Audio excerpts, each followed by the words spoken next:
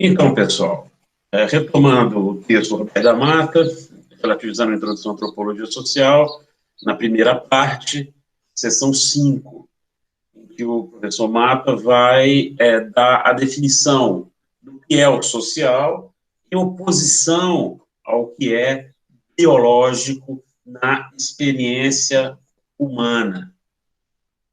Bom, em primeiro lugar, pessoal, esse é um conceito central para a sociologia e as ciências sociais como um todo, né, que é o conceito de fato social. Eu já venho dizendo a vocês, né, que toda ciência, ela se caracteriza enquanto tal, num primeiro momento, pela definição de um objeto próprio. Né? Então, a química são os elementos químicos, as reações químicas. A física, não é? É a questão do movimento dos corpos, é a questão, enfim, da ação e da reação, enfim, das forças, dos vetores, não é, que caracterizam o mundo natural. A biologia, qual é o objeto? Os organismos biológicos, etc. E no caso da sociologia ou das ciências sociais, esse objeto próprio é um fato social, né? Ou seja, né, a descoberta do social e do cultural. Mais à frente a gente vai ver que há uma diferença entre esses dois conceitos, como um plano dotado de realidade, regras, de uma dinâmica própria. Tá? Bom, quem definiu este conceito foi Emile Durkheim, um livro que vocês deverão ler aí em introdução à sociologia. Aliás, eu acho que deve ler esse, o que é um fato social, um texto meio que obrigatório para a introdução à sociologia. Seja como for, né, esse livro foi escrito em 1895, e o Durkheim, né, diz textualmente: o fato social é uma coisa ou um fenômeno. Né? Até então, isso ficava como que um pressuposto, mas ele formaliza essa definição dizendo que essa coisa, esse fenômeno social, ele tem três características. Todo fato social vai ter essas três características. Lembrem-se que Durkheim foi aquele autor que, aplicando esta metodologia, né, definiu os três tipos de suicídio, certo? Então, isso aqui é próprio, aliás, uma questão, digamos assim, clássica, que se coloca, tanto na introdução à sociologia, ou se estudar isso em teoria sociológica 1, ou num concurso, né, sempre o seguinte, né, como é que o Durkheim aplica seu método definido nas regras do método sociológico no estudo do suicídio, ou no estudo da divisão social do trabalho, que é um outro livro importante do Durkheim, né, que ele vai mostrar que a divisão social do trabalho, né, tem características próprias de acordo com a sociedade em que ele ocorre. Né? Então, ele define lá a solidariedade mecânica, a solidariedade orgânica, como características de uma divisão do trabalho, seja nas sociedades primitivas, solidariedade mecânica, e nas sociedades complexas, solidariedade orgânica. Mas, de toda sorte, quais são estas características? São três, como eu disse, né? Então, a primeira característica do fato social, e aí é para decorar, viu, galera? Isso que está em caixa alta aí e negrito, certo? Então, a primeira característica do fato social é a sua exterioridade. Então, o que significa isso? Os fatos sociais existem e atuam sobre o indivíduo independentemente de sua vontade, por meio de leis, regras, normas, ou mesmo por pura estatística. Tá? Eu vou dar as três características, depois eu vou dar os exemplos. A generalidade, ou seja, os fatos sociais abrangem todos, ou quase todos os indivíduos de um determinado grupo ou coletividade humana. E, finalmente, a coercitividade. Tá? Os fatos sociais possuem uma força coercitiva, que se dá pelas sanções legais ou espontâneas a que o indivíduo é submetido, ou mesmo a sua própria impossibilidade de a eles existir.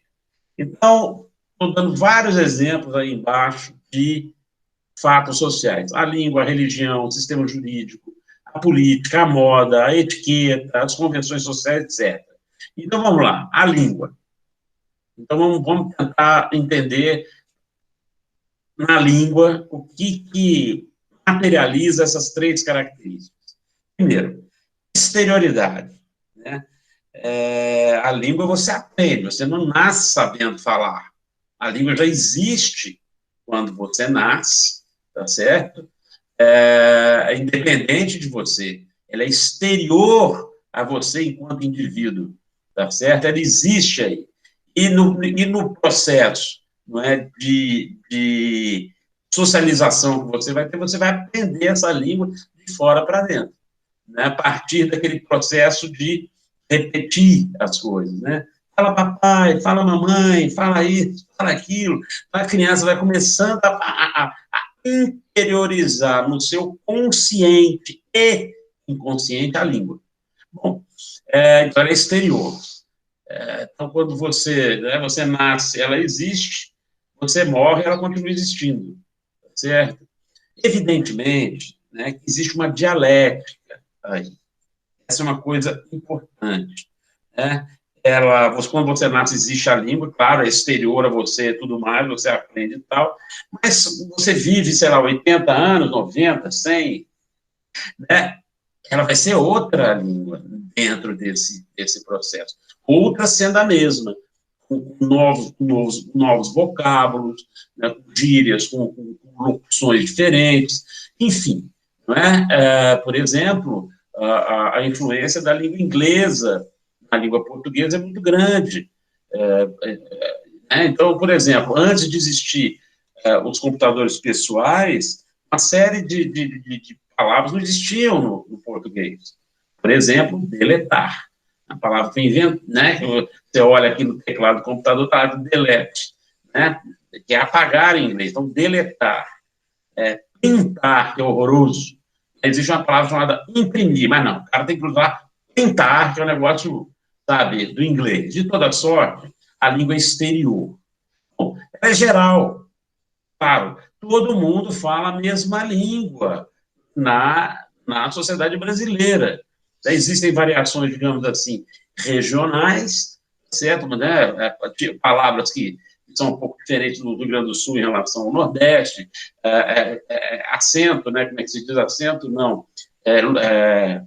Sotaque, e por aí vai. Mas é geral para todos falam português. E você é obrigado a falar português. Essa coercitividade, tá certo? Ela não é uma coisa, às vezes ela é uma coisa explícita, às vezes é uma coisa implícita, né? Porque você nasce e você é coagido a falar português, docemente coagido, né? Então, veja, então a língua é um exemplo. A religião é a mesma coisa, ela é exterior aos indivíduos, né? Aí você vai dizer, poxa, mas peraí, mas como é que ela é geral? Aí que tá, eu falo aqui, geral, um determinado grupo ou coletividade humana.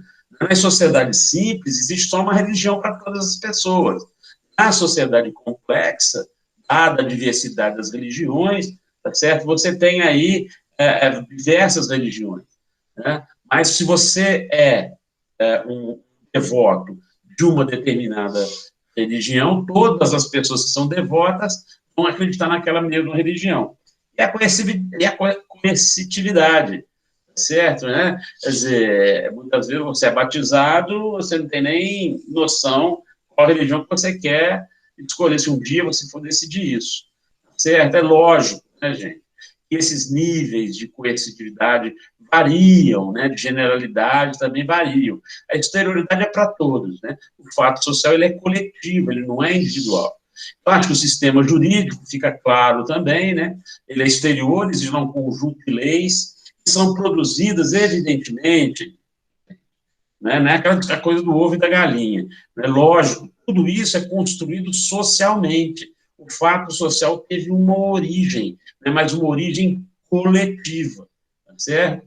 Então é isso, sistema jurídico, está dizendo lá, se você matar alguém, isso é um crime, tá? É exterior a você, tá? É geral, todo mundo, bom, mais ou menos.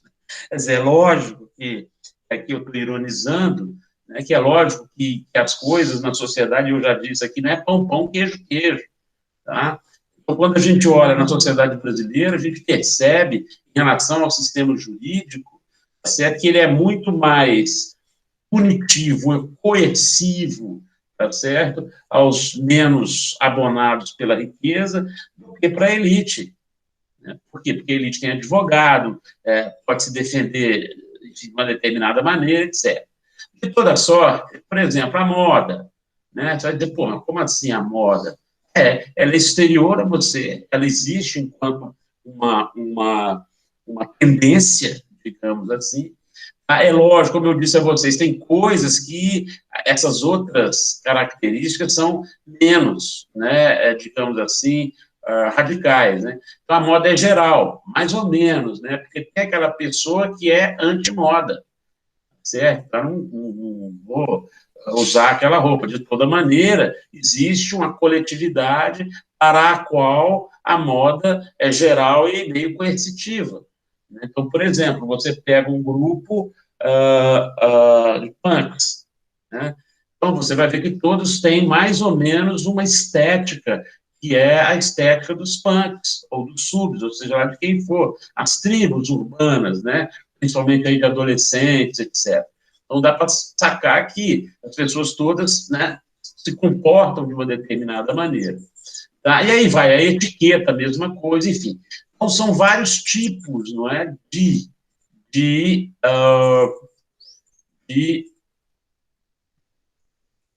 fatos sociais com graus de exterioridade, generalidade e coercividade. Vou trazer para vocês aqui, por exemplo,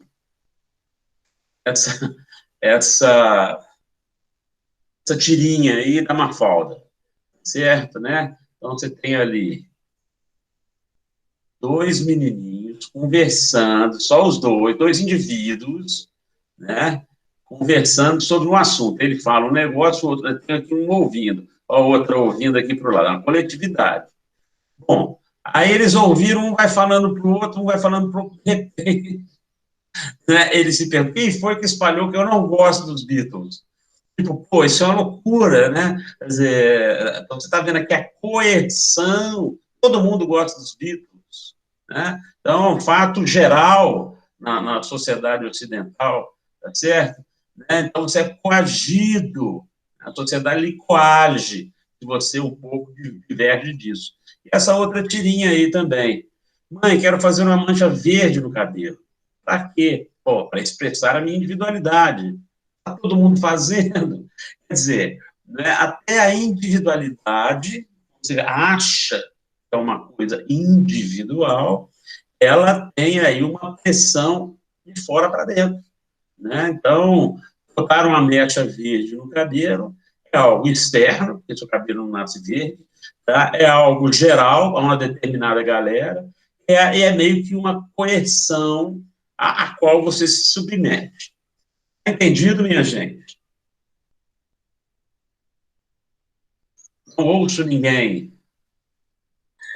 Sim, a gente esqueceu que você não vê a gente. Não vejo vocês, infelizmente. Eu, na próxima aula, eu vou ver se eu boto um outro monitor aqui para olhar para vocês. Bom, mas quem cala consente, né? Vamos embora.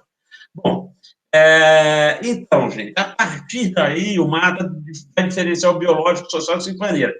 Tudo que é biológico é intrínseco, tá certo? Ou seja, faz parte da natureza do ser, do seu organismo.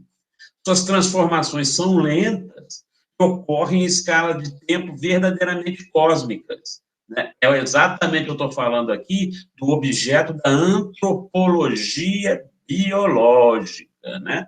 Então, há uma transformação, tá certo, nos organismos biológicos, o Darwin demonstrou isso, mas em escala de tempo de milhões de anos. tá?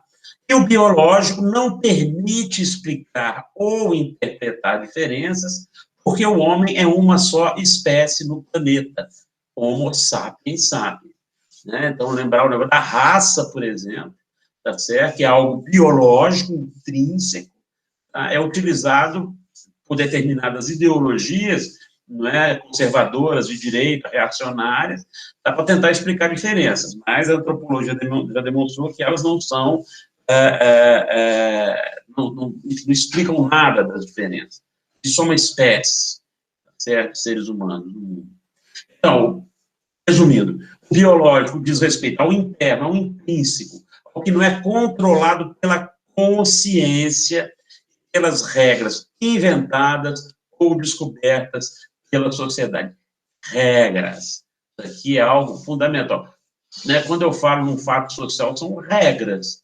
Né? Por exemplo, a língua, existem regras daquela língua, né? Para que ela seja compreensível e seja comutável. Se você não souber a regra de etiqueta, bom dia, boa tarde, boa noite, é uma regra.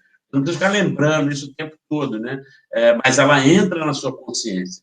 Quando é pequenininho, sua mãe fala, ó, de manhã você fala bom dia. Sempre que chegar alguém aqui em casa, você vai cumprimentar, enfim. Né? São regras.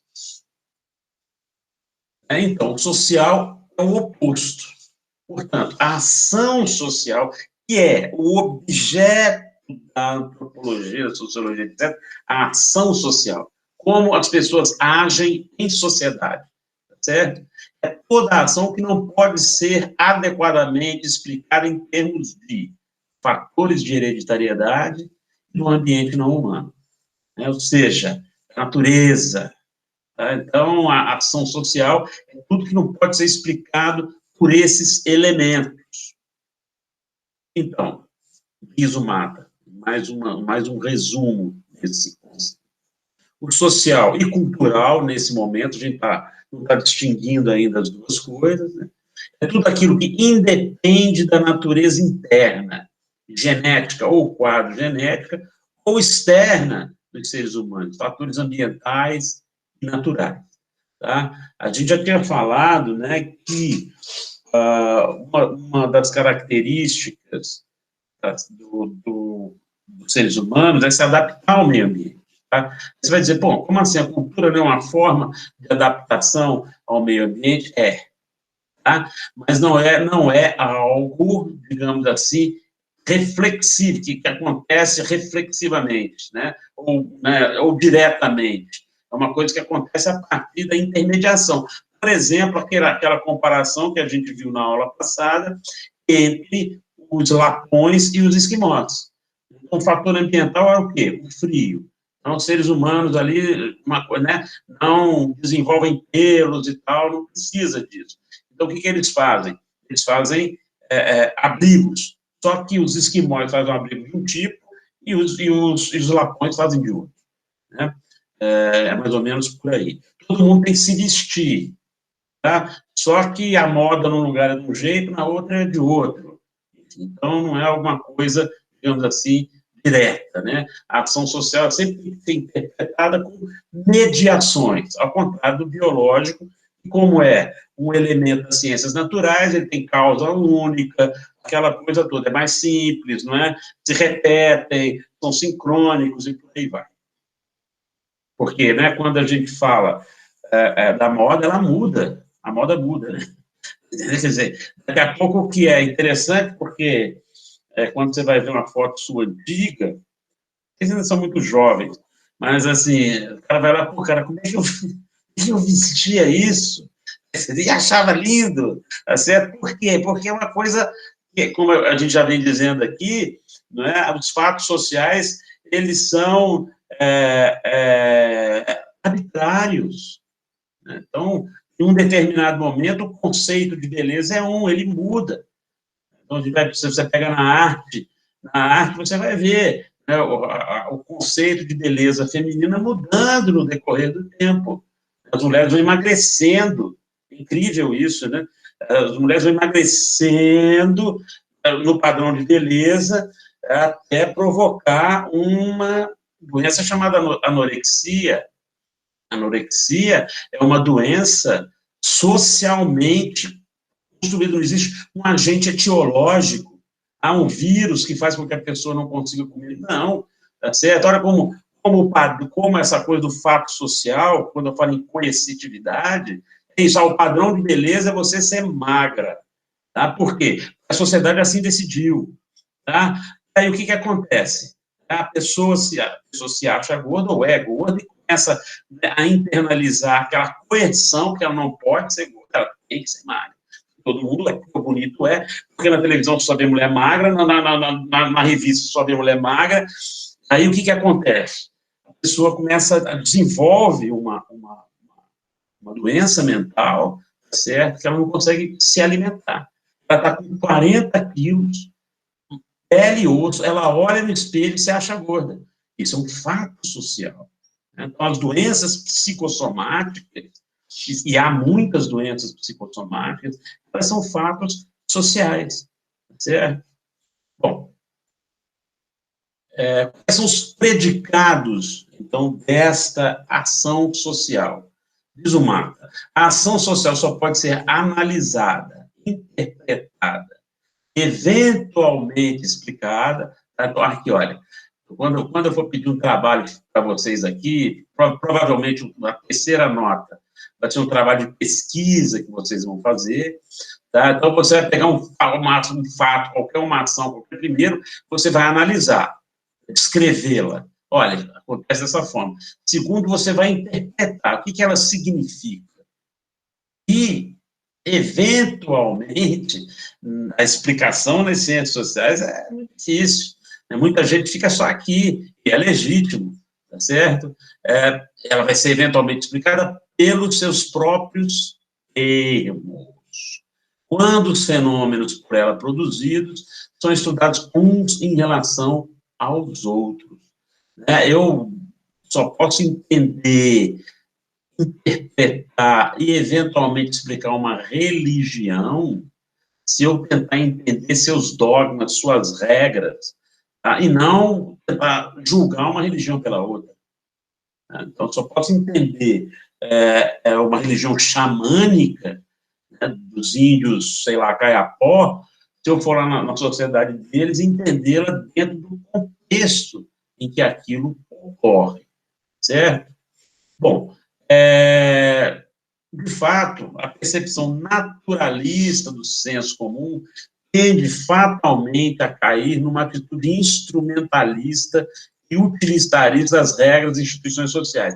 Isso, né, já teve o seu momento nas ciências sociais, já está totalmente superada. Tá certo? Então, por exemplo, né, essa coisa de você achar que as descobertas humanas são acidentes. Então, por exemplo, o fogo. Foi descoberto ao acaso. Evidentemente, o homem olha, vê um raio cair numa árvore, a árvore pegar fogo. Poxa vida, então, e ele sabe a importância do uso daquilo. Mas daí a ele domesticar o fogo, vai um longo processo social e cultural. Porque hoje tem a caixinha de fósforo. A caixinha de fósforo surgiu quando? Há muito pouco tempo. Né? Então, quando tem esses programas de televisão aí, National Geographic, o cara é solto lá no meio da mata, se vira aí, aí você vê a dificuldade que é você usar o fogo. É uma coisa simples. A mesma história, a cerâmica. Como é que inventaram a cerâmica? Era o seguinte, os homens faziam as coisas assim, especulativas, né? Faziam uma fogueira perto da argila e perceberam que a argila endurecia. Bom, beleza. Essa é uma percepção. Mas daí você fazer um pote de cerâmica vai um longo trajeto, né, de história social e cultural. Saber que tipo de barro você pode usar. A maneira... Professor.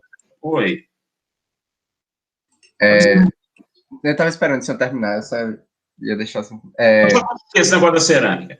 Então, veja, então é todo a temperatura que você pode colocar, como é que você faz para cozinhar aquela cerâmica, ela não rachar. Então, é um processo de experimentação e de descoberta. Mas diga. Não, é porque assim, de uns anos para cá, a gente veio tratando de uma visão, estudando os povos antigos, por exemplo, egípcios. Os egípcios são egípcios e maias, assim, tribos antigas também. A gente tem uma visão bem racista, dizendo, meu Deus, como eles foram capazes de construir esses templos, essas pirâmides, etc. Porque a gente não entende, né, da tecnologia usada por eles, de, por exemplo, carregar pedras de mais de, sei lá, 7 toneladas. Sendo que isso é uma visão bem, meu Deus, como um homem negro, um latino, vai conseguir fazer isso? Eles não têm a capacidade mental. Isso é uma visão que ficou na gente e ela se estruturou, ela meio que ficou enraizada, porque a gente não pensa, cara, eu não consigo pensar uma pessoa de 7 toneladas arrastando isso para construir essa pirâmide de, de 100 mil metros de altura, bem alta. Aí a gente pensa, não tem condição, foram alienígenas. Isso é um estudo de, tipo, racista, porque é meio que, se o homem branco não... Isso, é etnocêntrico, porque se o homem europeu branco não consegue, por que um egípcio, por que um latino vai conseguir? Aí é justamente isso. A gente não tem essa capacidade hoje, assim, de reproduzir perfeitamente os métodos antigos, porque já não existem mais, né? A gente já tem o quê? Vigas que constroem coisas, tecnologias, etc. Máquinas, né? Aí era só isso mesmo que eu queria apresentar, era o ponto da visão aí vai para essa explicação naturalista, etnocêntrica e incorreta. Né? Agora, para isso é que existe a antropologia, a história, a arqueologia, né? Para você estudar como que é possível. Então, hoje, por exemplo, se sabe essa coisa dos blocos de pedra das pirâmides, é porque era o seguinte, eram muitos trabalhadores. Eram muitos trabalhadores. Então, tem técnicas de rolagem da pedra, tem grua, naquela época já existia. Enfim, então, essa ideia de você tentar entender, evidentemente, o que as coisas acontecem no contexto em que elas acontecem. No caso das sociedades desaparecidas, quem vai discutir isso é a arqueologia. No caso das sociedades existentes, a antropologia. Bom, então, da cerâmica. Então, todos os atos humanos são reduzidos a respostas ou meras adaptações a um conjunto de desafios tomados como universais. Então, essa coisa da adaptação, ela explica, em parte, não é, a ação social. Por exemplo, a arte, cara, se tudo existe para ter algum fim prático, para que o homem desenvolveu a arte? Não tem um fim prático a arte. É apenas uma forma de você expressar o seu sentimento. E o que dizer das respostas antieconômicas, por exemplo, né? Ou seja, eu já falei aqui, o sujeito está no Rio de Janeiro, 40 graus à sombra, de terno e gravata, no centro da cidade, pô, suando que nem pica. Aí o que acontece? Por quê? O cara é advogado, ele tem que usar o terno e a gravata para entrar lá no ambiente, por quê? É um fato social externo, né? Geral e coercitivo. Você não pode entrar numa corte sem terno e gravata, estando o clima que estiver. Então, essa é uma resposta antieconômica. Já falei aqui o salto alto, né? Só traz malefício, entretanto, esteticamente é bonito, né? É aceito. É um pouco por aí, certo? Professor, Oi. como assim antieconômica? É o seguinte, o que dizem da economia? Né? A coisa da escolha racional. Então, existe uma tendência a dizer, não, os seres humanos, eles se comportam de maneira a equilibrar custos e benefícios.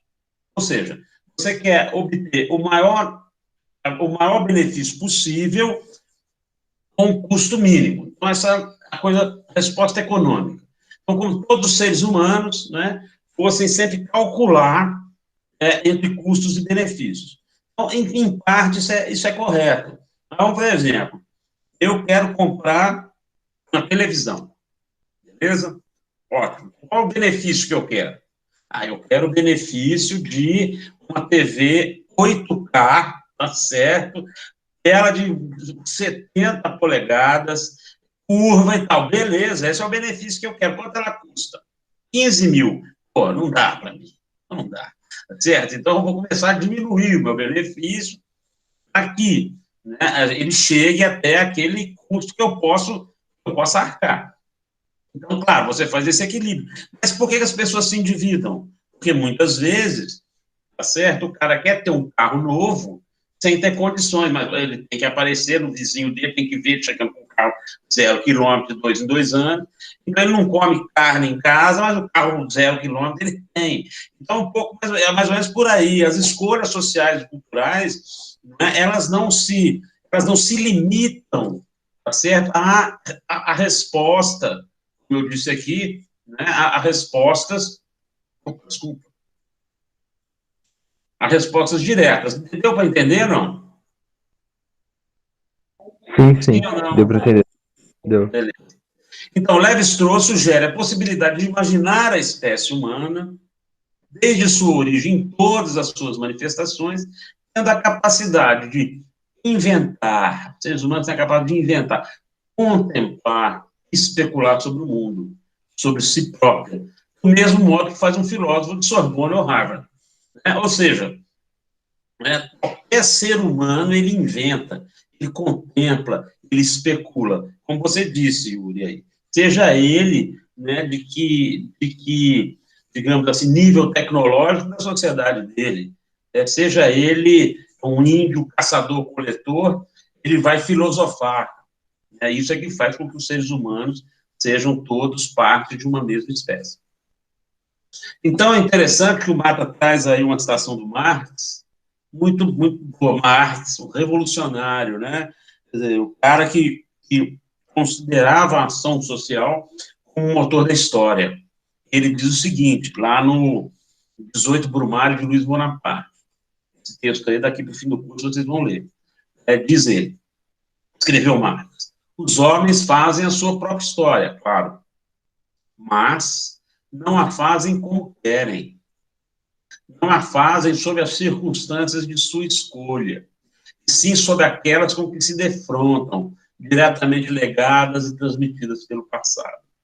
Né? Então, poxa, então eu vou dizer, por que o Brasil nunca teve uma revolução no Brasil, estritamente falando? Você pode explicar a partir dessa frase de Marx, certo? Por quê? Porque você tem uma sociedade, e eu trabalhei isso na minha tese de doutorado, uma sociedade que evita o confronto. A sociedade do jeitinho, tudo se dá um jeito, é um jogo de cintura, né? Então as regras funcionam mais ou menos, né? Então você não tem, né, uma ação social finalista no sentido de derrubar um governo e instalar outro. As elites acabam, né, fazendo o acordo por cima, como se diz, as crises são superadas sempre sem o povo. Né? Então, um pouco é isso, faz parte da história da sociedade brasileira. Né? Então, o Mata, que aí está aí o Roberto da Mata, aí uma foto dele aí, querido professor, ele diz o seguinte, essa visão da totalidade social como drama, presta atenção, hein, gente? Daqui para o final da aula, a gente vai estar o tempo todo, tá, em torno dessa ideia de que a totalidade social é um drama, né? A ação social é um drama, tá certo? E nós desempenhamos papéis, a depender da circunstância. Então, aqui, por exemplo, neste momento, eu estou exercendo o papel de professor. Agora, eu não sou professor todo, senão seria um chato, né? Então, sou professor num determinado momento, daqui a pouco eu posso estar batendo uma bola ali, eu sou um jogador, né, de pelada, posso daqui a pouco ir conversar com vocês no boteco, e aí a gente não está dando aula para ninguém. Então, são dramas diferentes que a gente vive, tá certo? Desempenhando papéis. Diz ele, né? Esse é o ponto fundamental desse estudo genial de Marx. E informa ele, Mata, né, a visão social como um plano capaz de formar-se a si próprio, tendo suas próprias regras. Por tudo isso, possuindo um dinamismo especial é vantajoso para o observador interpretar, compreender em termos de suas múltiplas determinações de ambiguidade. A parte importante dessa que o Marta fala aí é essa ideia de múltiplas determinações e ambiguidade. Lembrem-se sempre, em ciências sociais não existe pão, pão, queijo, queijo. Então, as determinações são complicadas, há muita ambiguidade, né? Então, realmente uma ciência, tá certo, muito difícil de ser praticada. Por isso, vocês precisam estudar muito teoria, estudar muito os conceitos, tá?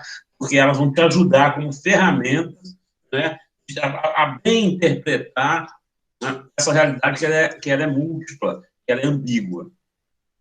Bom, então, está tranquila essa distinção entre o biológico e o social, né, gente? Sim, professor. Massa. Biológico é tudo que é intrínseco, social é tudo que é extrínseco. Olha, importante, definições minimalistas, gente. Você ir memorizando as coisas.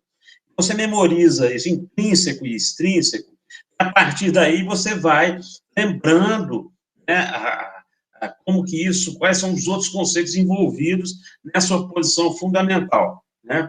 Importante memorizar a questão do fato social, viu, minha gente? Aquelas 3 características e vamos lá. Mas, bom, então, ele falou, beleza. Sociedade e cultura. Qual a diferença entre um e outro? Ele vai dizer, primeiro, descartar aquela visão, né, meio escapista. Não, é a mesma coisa.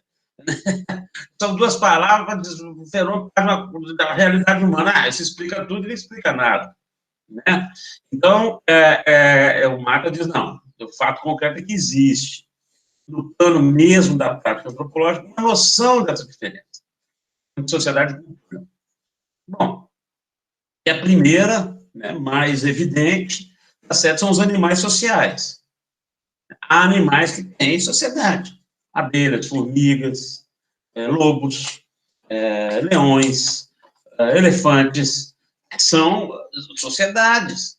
Você vai ali num grupo de leões, você vai ter ali o líder do grupo, né, um macho alfa lá, as fêmeas que gravitam em torno dele, cada um com a sua função, enfim, né? Então, são sociedades, são grupos sociais. As formigas são, né, mais evidentes porque são o exemplo clássico. Então, diz o seguinte, o Marco, embora a ação das formigas modifique um ambiente, esse ambiente é modificado sempre do mesmo modo, caso se trate da mesma espécie de formiga. Claro, ou abelha. Né? Então, toda abelha, o que ela faz? Pô, a abelha, né, faz a colmeia. Pô, super legal, mas ela é igual em todos os lugares.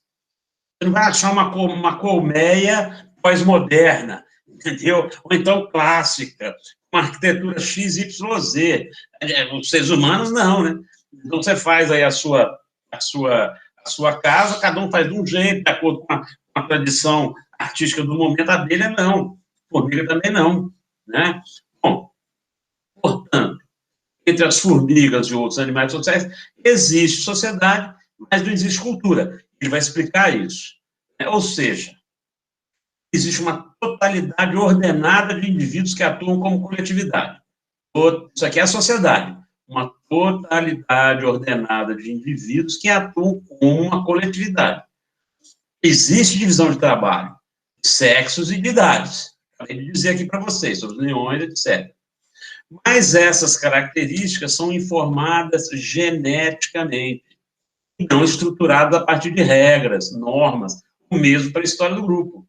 Elas são simples, sincrônicas e repetitivas, certo? Porque, por exemplo, eu nunca vi, não há nenhum registro, né, de uma rainha de abelha, né, ter a sua cabeça cortada pelos operários que estão infelizes com o seu sistema de trabalho. Né? Existe uma operária, uma formiga operária, certo? Que vai trabalhar muito, vai se tornar soldado, né? E depois fazer uma ascensão social. Não existe isso, ela nasce operária e morre operária. A rainha nasce rainha, morre rainha. Ou seja, né, o comportamento delas é informado geneticamente, certo? Portanto, entre animais sociais não há cultura porque elas não possuem ou eles não possuem uma tradição viva. Essa é a questão fundamental. A ideia de tradição. Tá? Presta atenção nessa definição. Diz Roberto Amado.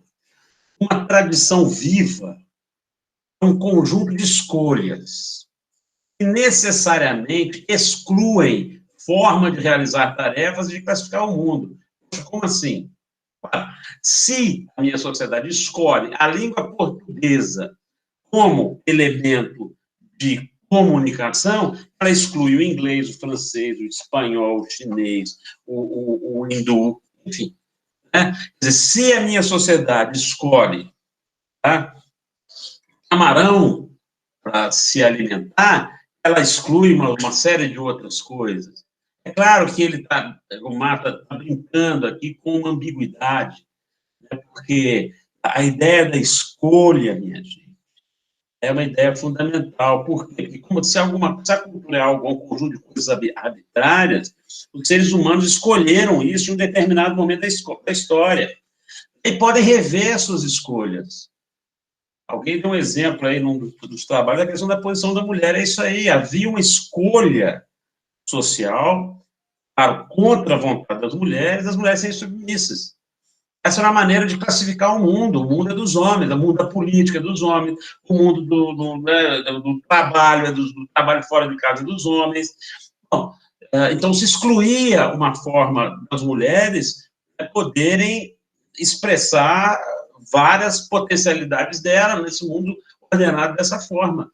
Só que isso mudou, porque, né, a tradição é algo, como disse Eric Hobsbawm, as tradições são todas inventadas, claro, a partir, né, de um processo social em que elas se apresentam.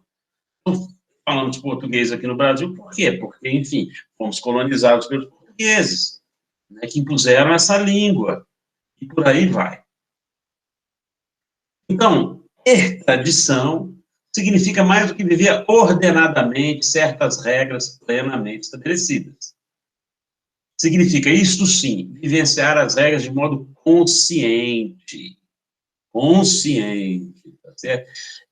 Colocando-as dentro de uma forma qualquer de temporalidade, ou seja, a regra pode mudar. Eu dei o exemplo da mulher para dizer isso, que a regra está mudando, com muita dificuldade, mas ela está mudando, tá certo? Então, você hoje, conscientemente, certo? Você não pode ser um machista, tá certo? Por quê? Você vai estar fora do seu tempo. E quantos são ainda? Por quê? Porque as determinações da sociedade são muito pesadas, né? Então, tem muita coisa que você internaliza quando você é muito pequeno. Então, essas coisas, quando você internaliza coisa errada muito pequeno, quando você não tem uma educação que realmente formate a sua consciência a partir de preceitos morais, éticos, etc., você vai reproduzindo uma série de contradições que a sociedade tem. A sociedade é uma coisa perfeita, né? Então, nós internalizamos coisas boas e internalizamos coisas ruins, tá certo? Mas a regra muda, né? Então, a regra hoje é outra em relação, né, por exemplo, à posição da mulher na sociedade, embora a gente ainda veja muitos elementos que demonstrem, tá certo, que essa submissão da mulher ainda existe. Por exemplo, quando você estuda, você pega o IBGE, é aí que está a questão, vai fazer um estudo sobre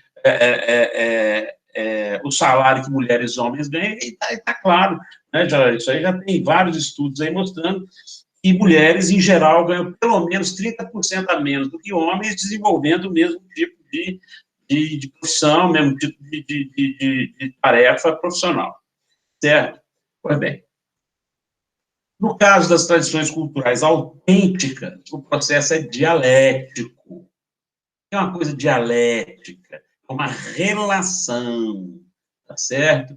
Existe uma interação, uma relação complexa, recíproca, recíproca entre as regras e o grupo que as realiza em sua prática social. Porque tem muita regra que a pessoa não cumpre, né, gente? Certo? Algumas você não cumpre, não são tão graves, né? Por exemplo, tá? É proibido pichar muro, não é, gente? É proibido pichar muro. Só que tem muita gente que picha, tá? Então, por que o pichador faz isso? Certo? Porque ele não aceita que seja proibido. Ele, né, em geral, você vai estudar aí, aliás, um objeto de pesquisa muito interessante, né? Quer dizer, os pichadores, em geral, são pessoas da periferia, né, que moram em condições de habitação muito precárias, né, pessoas pobres, em geral, tá certo? E que expressam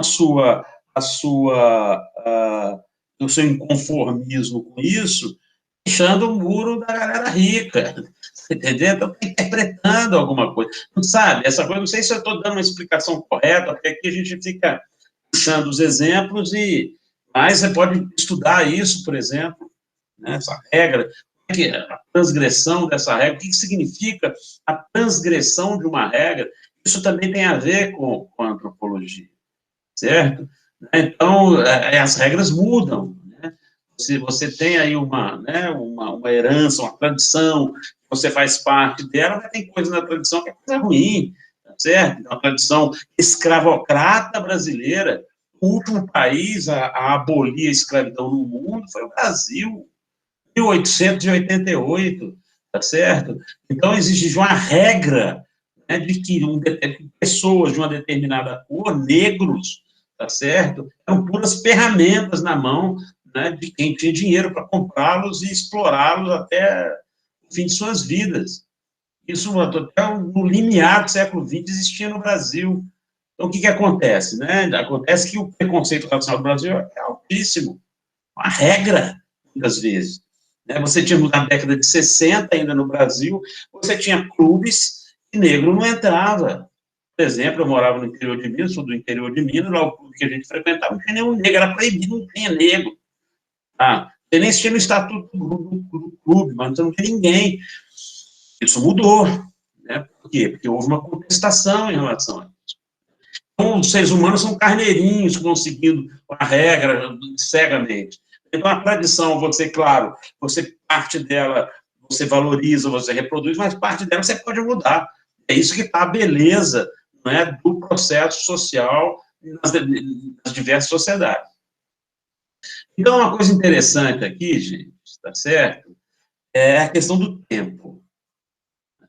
É interessante esse negócio do tempo, porque a gente acha que o tempo é uma regra, né? Uma regra muito clara.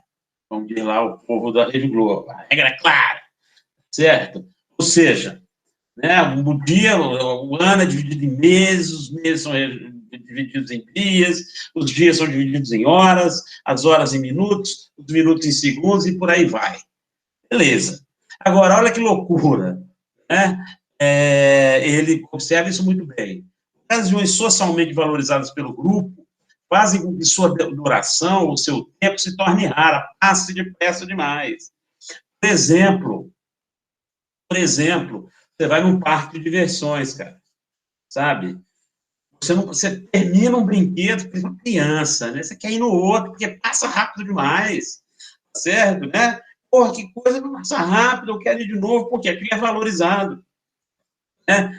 Uma festa, a festa tá ótima, de repente ela acaba de pô, cara, como foi rápido esse negócio, certo? E, por outro lado, né, situações socialmente negativas, tá? O tempo parece paralisado, parece dias. Seguinte, bicho, 5 minutos na cadeira de dentista é uma eternidade, tá certo? Por quê? Porque você não quer estar ali, porque é obrigado, você está sofrendo ali na cadeira, né? Então, poxa, aí o tempo não passa. Então, jogo de futebol, quem gosta de futebol, né, e o seu time está ganhando, pô, o tempo está ganhando final de campeonato, o time ganhando por 1-0, você olha para o relógio, não passa, esse negócio não passa, o tempo não passa, que loucura. Se o seu time está perdendo, Esse mesmo 1-0, você fala, o tempo está voando, o time não empata. Então, veja bem, né, existe essa dialética entre a regra e o processo social, concretamente falando. Enfim, sociedade sem cultura apenas acontece no caso de animais sociais. No caso do homem, a cada sociedade corresponde uma tradição cultural que se assenta no tempo e se projeta no espaço. Lembra a história da capacidade projetiva?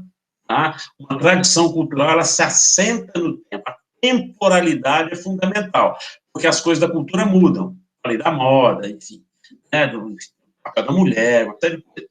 E se projeta no espaço, ela é projetada, ao contrário dos animais sociais.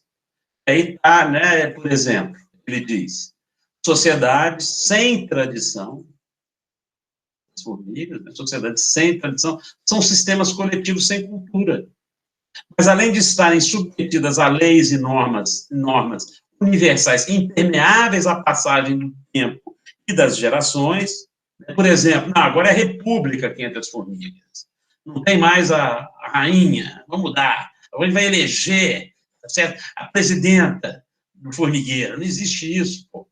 As sociedades de formigas e abelhas nada deixam que as individualizem. Se individualize. Lembra lá do tigre de dente, sabe? É a mesma coisa da sessão passada. Do tigre desapareceu e ficou dele os ossos, mostrando que ele tinha aquelas presas enormes, era evidentemente uma coisa adaptativa muito importante. Então, quando elas desaparecem, sobra apenas sua ação mais violenta sobre um dado ambiente natural. Por exemplo, aí o formigueiro, né? Mas destas sobras é impossível reconstruir o comportamento de seus indivíduos e seus grupos. Para você fazer isso, o que você faz? Alguém já citou também numa dessas. Eu mata mesmo, né? Você reproduz um formigueiro desse em laboratório.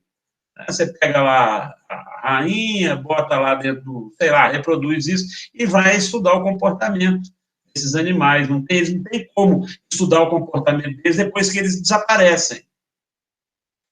Ao contrário dos seres humanos. Exumada. No caso do homem, a cada sociedade corresponde uma tradição cultural que se assenta no tempo e se projeta no espaço. Repetindo, dado o fato que a cultura pode ser reificada no tempo, o que é reificada? É coisificada no tempo e no espaço, através de sua projeção e materialização de objetos. Ela pode sobreviver à sociedade que a atualiza num conjunto de práticas concretas e visíveis. Assim, presta atenção, onde eu posso perguntar isso para vocês, assim, pode haver cultura sem sociedade, embora não possa existir uma sociedade sem cultura. Isso aqui, sob o ponto de vista arqueológico, tá? Por quê? Aqui eu tenho cultura, não tenho, gente? Olha, esse afresco aqui, que coisa bela, egípcia aqui. A sociedade egípcia, ela deixou de existir, não existe mais nesse formato, tem lá o Egito hoje, né, outra coisa, tá?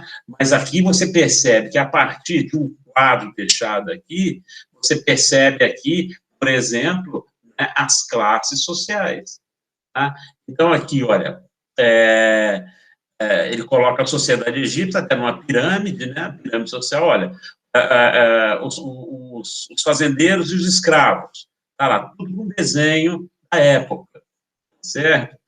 Os artesãos, os mercadores, os escribas, os soldados, aí vem o governo, os oficiais, os nobres, né, os oficiais, os militares, os nobres, aqui tem o soldado, aqui quem manda no soldado, né?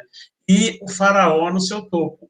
Então, a partir, então se reconstitui a estrutura social da sociedade egípcia a partir de elementos a capacidade projetiva desses egípcios deixou, né, em materiais, em objetos, em obras de arte, etc.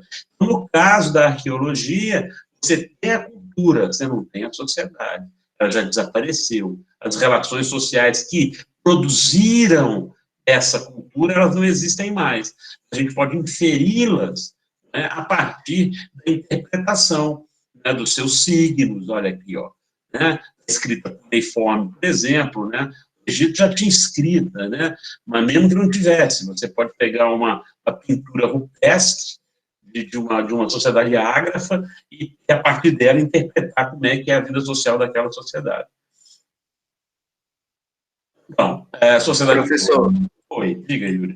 O senhor poderia repetir sobre, quando o senhor falou que na arqueologia pode existir uma cultura sem sociedade, é porque o senhor disse... Isso. Depois o senhor falou sobre a antropologia, que na antropologia vai apresentar... Aí eu não consegui entender. É o seguinte, o senhor ia fazer... é a pegadinha, tá? É a pegadinha, tá? Para ver se vocês entenderam bem mesmo. Olha, eu posso dizer que existe sociedade sem cultura, não posso? Aqui, ó. Isso aqui é uma sociedade sem cultura, tá? As formigas. Agora, ele diz, todas as sociedades humanas, ela tem cultura. Beleza. Mas o que acontece? As sociedades podem desaparecer enquanto... Ó, veja bem. Vou voltar mais um aqui, tá? Cadê? Vou voltar lá.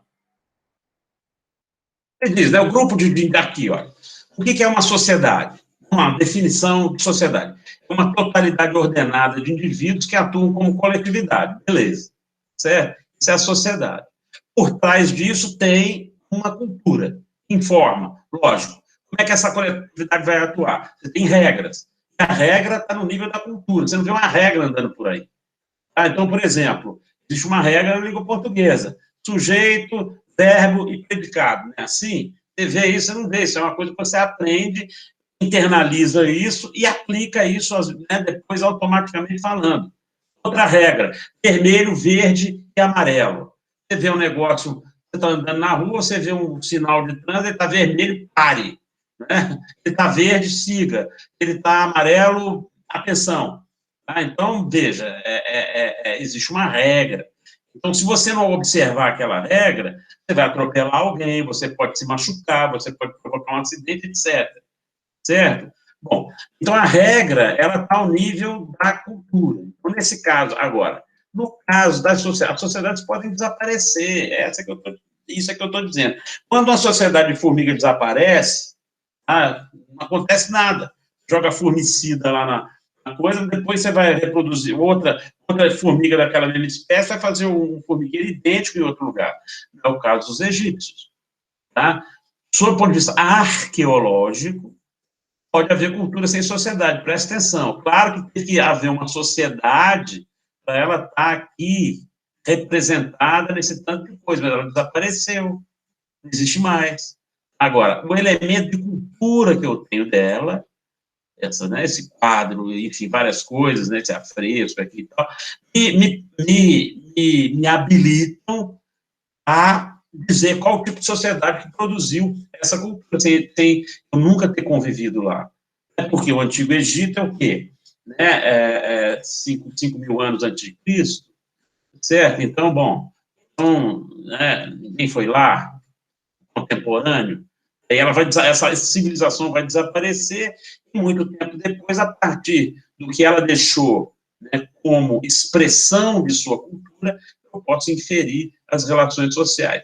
Vai ficar mais claro agora para o final, certo? Que a gente vai exatamente definir. Presta atenção aqui nesse aspecto aqui, eu acho que vai ficar mais claro. Então, a sociedade e a cultura são dois segmentos. Então, a sociedade, conjunto de ações padronizadas. Falar português é uma ação padrão na sociedade brasileira. Cumprimentar, boa tarde, boa noite, é um padrão. São ações padronizadas. Você tem que respeitar seus pais, isso é um padrão. Tem que respeitar os mais velhos, isso é um padrão. Você tem que se casar em um determinado momento, é um padrão, nem todo mundo cumpre. Enfim, mas é um conjunto de ações padronizadas. A cultura, gente, é o que está por trás disso. As regras, as normas, os valores e ideologia ideologias que conformam a ação social. Você age coletivamente a partir de um código que tem por trás disso, com regras, normas, valores, etc. Né? Então, diz o Mata, a realidade cultural remete a um plano especulativo ideal, formas puras, tá certo? Não é? Quer dizer, ela é sempre resistente a uma atualização perfeita e integral em termos de ações humanas e personagens humanos.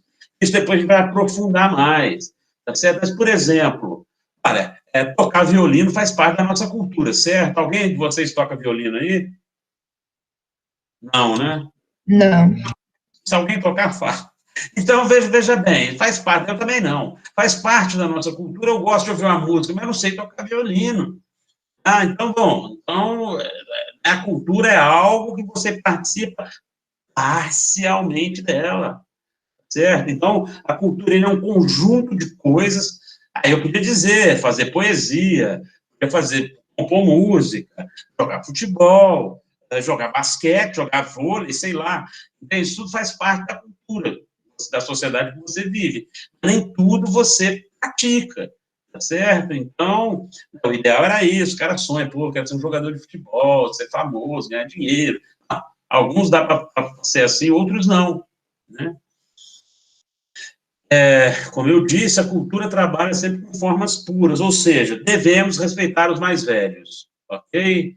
Isso aí é um plano importante, é uma regra fundamental, não só na sociedade brasileira. Né? Se você pega as sociedades indígenas, os anciãos, né, são os sábios, então todo mundo ouve os mais velhos para saber como se comporta, afinal de contas, essas pessoas têm mais experiência, né?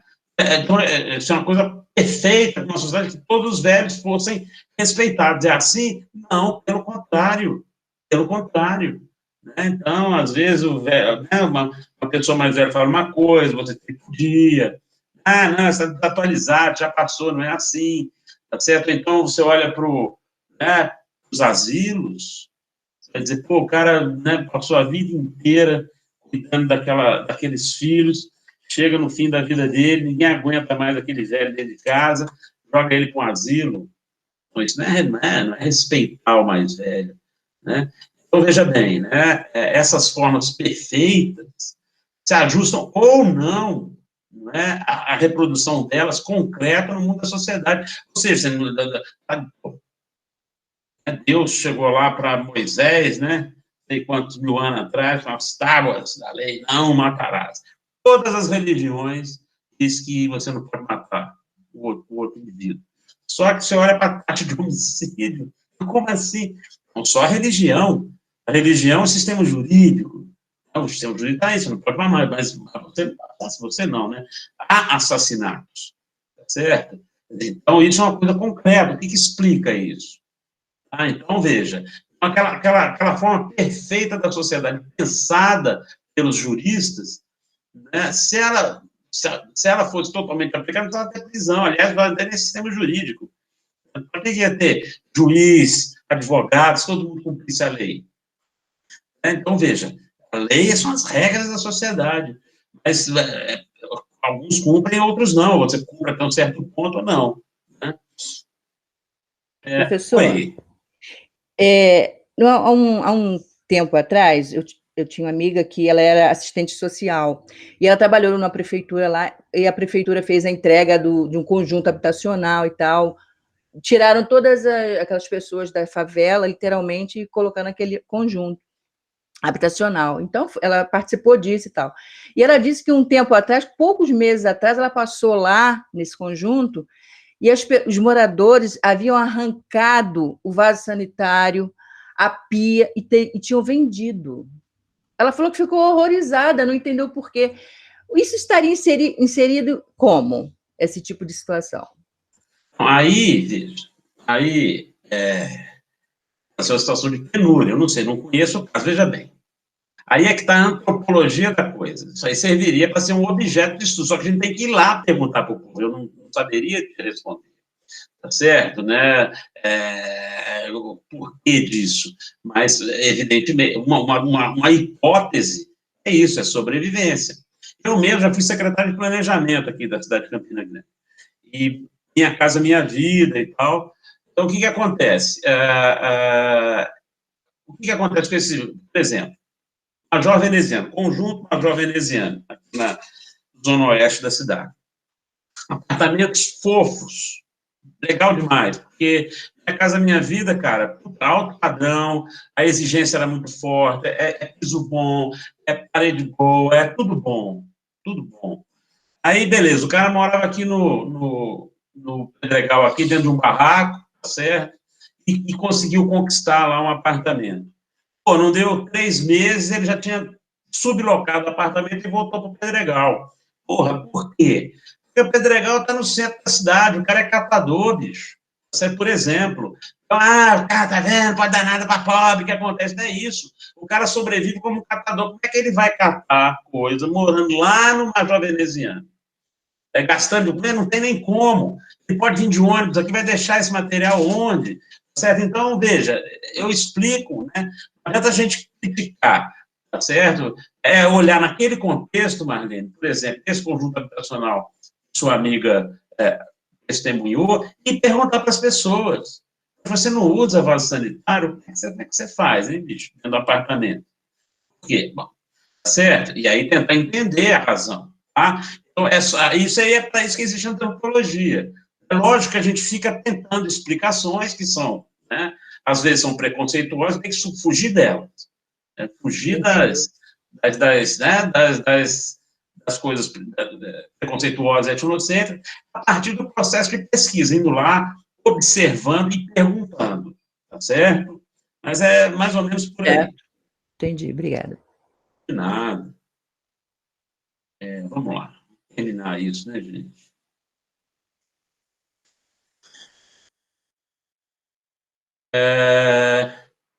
Isso, não dá para dizer que sociedade e cultura são as duas faces da mesma coisa por conta disso, né? Existe um ditado que é muito legal, na prática a teoria é outra, certo? Então é isso, a gente tem toda uma teoria, e a cultura ela é teórica, né? Ela é inefável, certo? As regras e tal, mas quando você vai para a prática, algumas são cumpridas, outras não. Ou seja, volta a ideia do drama. Tá? Então, a gente pode comparar a cultura, né, com o drama, com a peça de teatro, que eu achei uma das coisas mais geniais que o Mata coloca nesse livro, esse negócio de comparar a metáfora, tá, do teatro. Então, por exemplo, Romeu e Julieta. Tá? Shakespeare escreveu esse negócio há 500 anos atrás. Tá?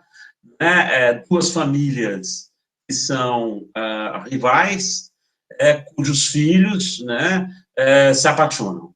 Aí o drama vem aí. Tá? Por quê? É uma estrutura social em que você tem lá duas famílias que são inimigas. Certo? Então, diz ele aqui. Isso aí o Shakespeare escreveu há 500 anos atrás, certo? E aí você tem uma montagem da peça, digamos assim, clássica, tá? Aqui lá, com aqueles, né, com o pessoal com as roupas da época, aqui está reproduzindo Shakespeare no seu tempo. Aí, na época da Guerra Fria, nos Estados Unidos, fizeram aqui um Romeu e Julieta, a Julieta americana, o Romeu russo, ou vice-versa, não sei, tá certo? Então, é o mesmo dilema dentro de um outro padrão.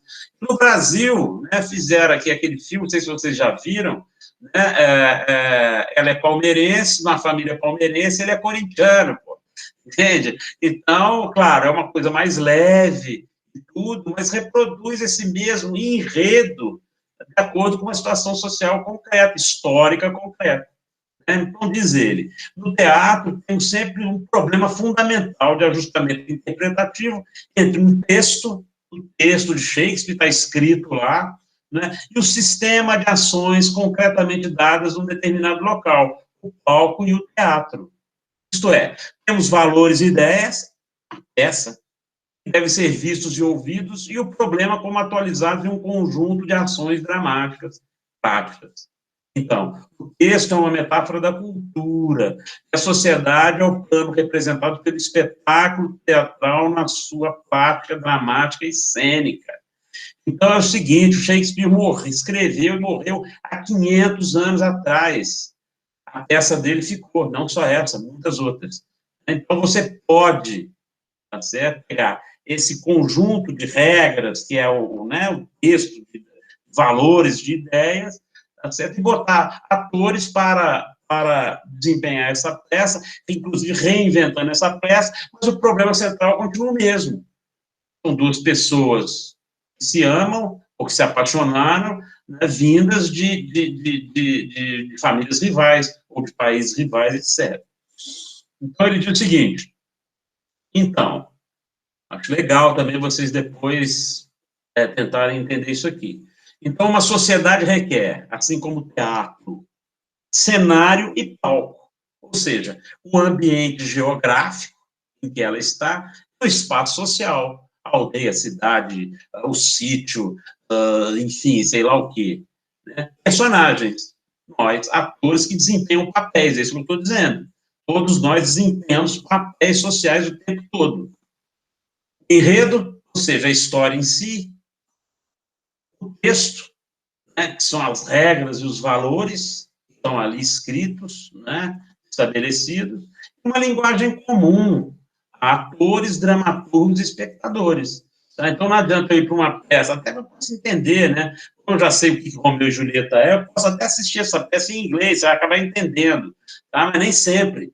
Né? Se você for ver uma peça ou outra qualquer lá, você pode não entender nada, então, a linguagem comum. Tá?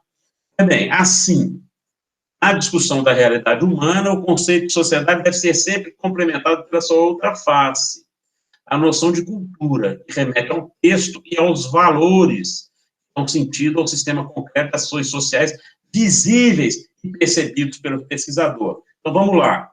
Ali, o conjunto habitacional, tá certo? Porque é um drama se desenvolvendo ali. O cenário e o palco, é o conjunto habitacional. Quem são os personagens? Pessoas pobres, né, que moravam num canto e foram descolados, foram deslocados para outro. Essas pessoas desempenham papéis. Por exemplo, você tem lá um cara que é catador, que é o exemplo que eu dei. Tá? Enredo, o que acontece lá? O cara não consegue ficar lá, tá certo? Em um mês ele vai embora. Tá? O texto, a regra, ele está infringindo uma regra, certo? Né? Ele está infringindo uma regra por quê? Você recebe uma coisa subsidiada pelo governo federal, você não vai vender, subblocar, não pode.